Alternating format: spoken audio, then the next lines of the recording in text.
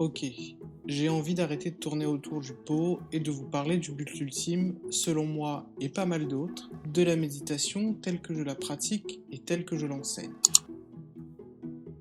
Ce but ultime, on l'appelle communément l'éveil.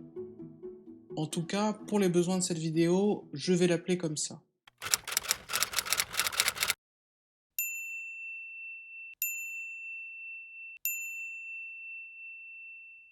Ne vous inquiétez pas, je vais tenter d'être pragmatique, le plus concret possible, et je vais vous parler de mon expérience avec le moins de bullshit possible.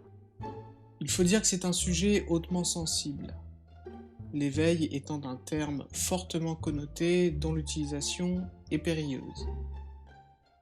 Vous par exemple, lorsque vous entendez les mots éveil spirituel, comment réagissez-vous?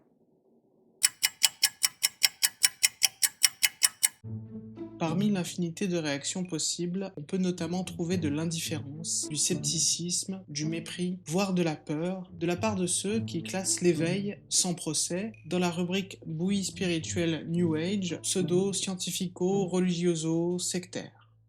Et à la limite, ce n'est pas un problème en soi.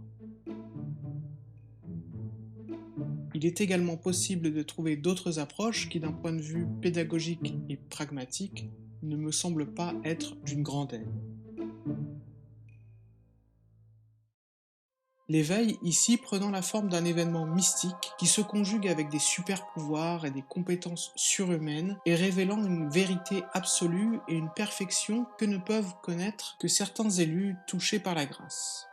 C'est une approche que je trouve problématique, élitiste, idéaliste et déceptive, qui ouvre la porte à toutes sortes d'abus, notamment les dérives sectaires et des abus de pouvoir.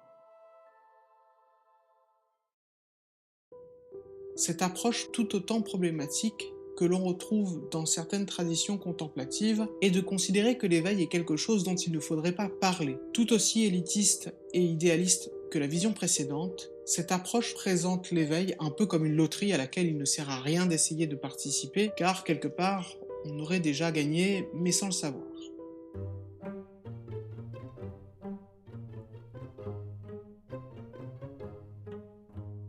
Je ne ferai état ici que de ce que j'ai pu expérimenter grâce à l'étude et à la pratique assidue et quotidienne de la méditation. Qu'on se comprenne bien, je ne prétends pas être qui que ce soit ni quoi que ce soit d'exceptionnel ou de particulier. Je vais simplement vous parler de mon expérience qui est faite autant de réussites que d'accidents de parcours, d'erreurs de jugement, de promesses ratées, de désillusions et de remises en question. Il s'agit d'une expérience de méditation de près de 15 ans dans différentes traditions, complétée par de nombreuses lectures, de recherches et de formations sur les neurosciences de la méditation, sur le bouddhisme, sur l'Advaita Vedanta et sur le shivaïsme du Cachemire. Pour être parfaitement transparent, je considère qu'il est impossible de décrire ce qu'est l'éveil et qu'il est impossible de comprendre et de savoir vraiment ce que c'est avant de l'avoir expérimenté, ne serait-ce qu'en ayant eu des aperçus succincts et pour soi-même. Ce que je vais exposer n'est donc pas une vérité absolue, mais une approche pédagogique, nécessairement biaisée, incomplète,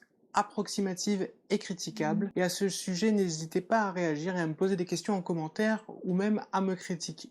C'est une approche dont l'expression et la formulation sont à remettre dans leur contexte, à savoir une perspective certes laïque et pragmatique, qui peut faire sens et qui peut s'avérer utile et inspirante pour tous ceux qui souhaitent prendre ce chemin, mais une perspective nécessairement influencée par mes expériences et les traditions dans lesquelles j'ai appris et pratiqué la méditation. Cette approche laissera de côté de nombreux détails ésotériques et désaccords entre traditions.